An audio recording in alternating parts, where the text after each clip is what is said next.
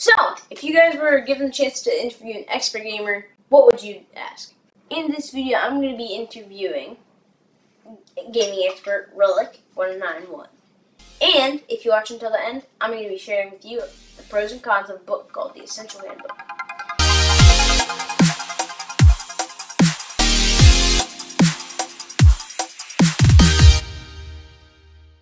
Hey, what's up guys? Little League here, helping kids change the world through creation, innovation, and business.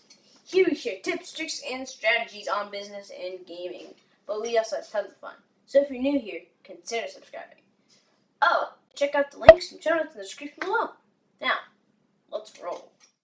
Guys, today I'm interviewing Relic 191. He's only been sucked into a tornado once, and he's eaten 97 watermelons in his lifetime. Now, let's cut to the interview. So, Relic, how many years have you been playing video games? I've been playing video games for 22 years. Wow, that's a lot. So, I have another question. What's your favorite video game? My favorite video game is probably StarCraft, and I've been playing that since it released. So, what's it about? It's a strategy game where you have to build armies and conquer other people's bases. Huh.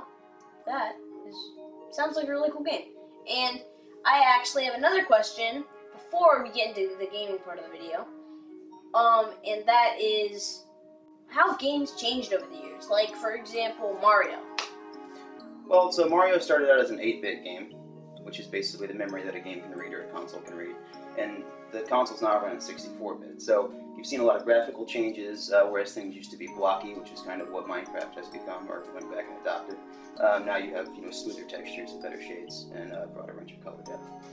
You've seen changes in storylines, so things have become a little bit more complex in terms of player interaction with the game and the world, as opposed to like Mario, where you're just jumping around across the screen. So there's been quite a few changes. Probably too many to really keep track of if you wanted to. Huh. That is really interesting. Tell me about Minecraft. So, Minecraft went back and adopted kind of an 8-bit looking style where everything's blocky as opposed to having smoother textures and edges. And it's a game where you have to survive and build things and craft things from natural resources in the world. Right. So, how long have you been playing Minecraft specifically? That's a harder question to answer. I played it when it first came out, which was a decade ago, I think, roughly. And I've been playing it off and on since then. Okay. So, forget about that, but I've been playing Minecraft for about 5 years, and some of the biggest changes, I think, have been in the 5 years. Like, in the 5 years I've been playing, they came out with boats. And I'd been playing Minecraft for a long time, and it was just a drastic change, and it surprised me quite a bit. Yeah, because definitely good. I was like, because I heard of it going on PC, because Pocket Edition, which is the game I normally play, is way behind. So I just when I saw boats come out, I was super surprised. And then just from then on, the updates have been getting crazy. Yeah, absolutely. Like the newer one where this is probably like a year old now, but where the end actually has like end castles and end ships. Yeah. And then, how good are you at commands? Well, it depends on what commands you're talking about. I mean, I can run Windows Command Console pretty well, and I can do a little bit in Minecraft. Okay, that's kind of cool. I have been dabbling in commands, not PC commands, but Minecraft commands. Yeah. And I learned one. It's /execute, and it's actually a really cool one. There's a video that I learned on. I can make blocks have potion effects in Minecraft. And then it says I can do that, so pretty cool. And now, let's get to the gaming part of the video. Hey, Relic. Yes? What is your favorite Minecraft mob? My favorite Minecraft mob is pigs, because you can make saddles and ride them. That is kind of cool. My favorite mob, or I think it's the most useful at least, has got to be the sheep. Sheep are pretty useful, especially if you make shears. Yeah, and bed. Yeah. Because the bed's like one of the biggest parts of Minecraft, so absolutely. That's one of the reasons it's the most useful. So I got a little bit of wood from these oak trees. I'll get more later. I got 6, and then you want to start building our house? Yeah, we can do that. Okay. So got 6 pieces of wood. Gonna transform it into blocks, planks, and then I gotta get some more wood. I don't have enough to make tons of ladders, which is when you craft 2 planks and into your crafting slot. Yep. And then you can turn them into a lot of sticks. So, guys, quick tip for you is that if you get a certain amount of sticks and stuff, you can make ladders, which are one of the many items of Minecraft.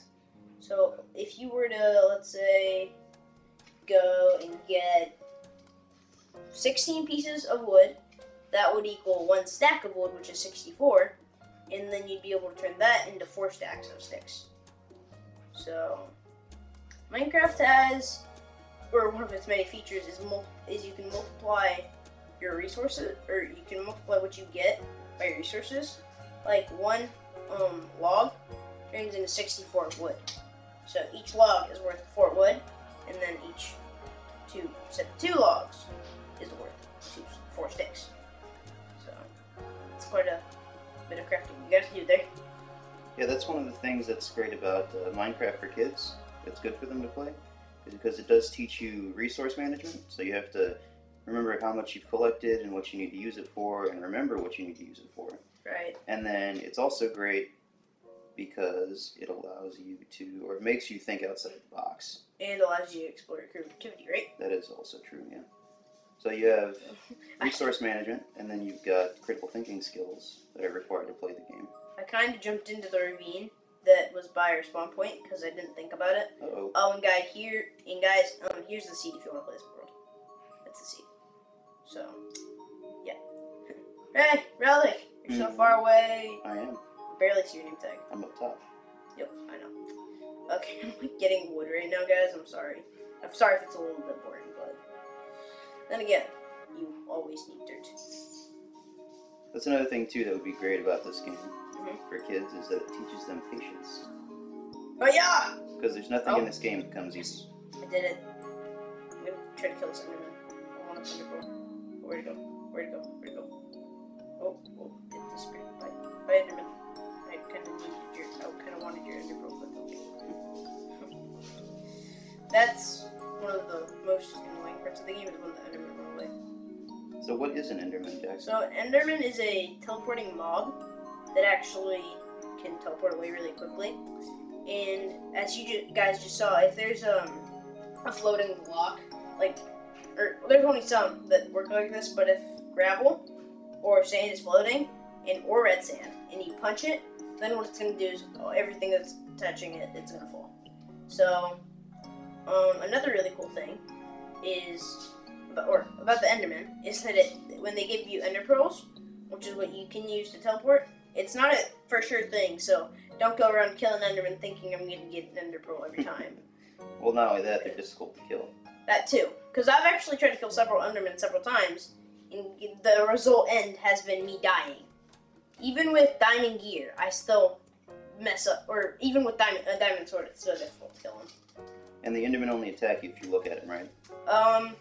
No. If you hit them first, which I normally do and just did, then they'll attack you. But if you look them in the top half, I learned this more recently. It's only in the top half. It's not. If you don't look at their bottom half, it doesn't matter. Right. It's like only their face. Yep. Essentially. Only their face area. So I'm gonna place. So where do you want to make our house? Shoot, I forgot to get our bonus starting chest. We can do it over near where we spawned at. Okay, I think in the ravine would be a good idea. Okay, so I'm gonna snatch all the resources. Oop. Oh, there's a stick in here. Random stick. And then, fun fact, potatoes, there's only a few ways you can get potatoes. One of them is by going through and getting them through villages. And another one is if you kill a zombie. It's rare that they'll give you one. And guys, another cool fact about Minecraft, it's newer to Pocket Edition. But if you double tap an item and you have multiple of that item in like a chest or in your inventory, all of the items will fly to that. So what I tend to do is I tend to make a mistake. When I'm playing Minecraft, I tend to craft a new item or when I get new stuff, I tend to put it in a new chest, and I don't often pay attention to if I already had it in another chest. So that's one of the many things that is not something I should do, but I still do it because it's a habit of mine, which not a good habit, but a bad one. So as you guys can see on my perspective, and oh right, I saw my crafting table. I just thought I'd have to make a new one. So I'm gonna make each ladder. If you go to the crafting, so it takes 7 sticks to make a ladder, and you can make 3 ladders out of 7 sticks, or out of per 7 sticks. So I'm gonna. Jungle wood is a rare mineral depending on where you live. If you live in the jungle, then it's not rare, but if you live in desert, then it's rare. So, like, you can get sometimes really rare stuff like potatoes from your starting chest, or like pickaxes that you don't have to make them. And you can turn starting chests off or on, because I'm pretty sure they start off. So, but I prefer to have. Once I got the hang of them, like once I turned them on once, I was like, okay, well then yeah, they're way easy. They're way better for starting a new game. I'm not sure why I just put acacia wood when I had 5 pieces of jungle wood with me, but people do that sometimes. And we're playing in creative mode, right? No, this is completely survival. So if we were to die, we were to lose all our stuff. Which is actually like you can do game rule keep inventory, which is actually a really cool game rule, which allows you to keep what you have if you die. I prefer that game rule, but then again, I kind of wanted to get some achievements. I've played Minecraft for a long time, but I don't normally play with achievements on, because I made a mistake, because I forgot about that you can turn on coordinates, which is the thing that says my position is 19140, and it's rising because I'm going block side, and then 22. So, what, guys, would you think is the coolest part about Minecraft? Okay, let us know in the comments below, because that's where some of the coolest things are said. And guys, what do you think about this video? Leave a like if you liked the video, because if so, we may be doing more content on this in later days. So guys, what you just saw was Little Dude and I just doing some general resource gathering and running around the map, just kind of giving you a general overview of what the game is about. And so, Little Dude, would you like to tell me about this book? I haven't read that one yet. Oh, so it's called the Essential Handbook, and it has a bunch of cool stuff about Minecraft. Guys, the pros and cons of it are, one of the pros is that it's really cool it's really good. It's a really good guide. One of the cons is that it's not up to date. It's not up to date. Even if you get the updated edition, that one was published in 2015, so it's not up to date, so it may not have the Elytra or any of the more advanced, newer items. Guys, another con is that one of the tips, or a few of the tips in here, aren't actually valid for Pocket Edition. Like, if it says if you craft 2 tools together in your crafting slot, it'll repair it, but for Pocket Edition, that's not going to work. And it does say it will get rid of the enchantments, which I think is probably right. And, okay, now guys, I'm going to give you 2 of the pros. Sorry. So, the 2 pros, my last 2 pros, they're not the only 2 pros, but the last 2 I'm going to share with you guys, are that it has really useful tips.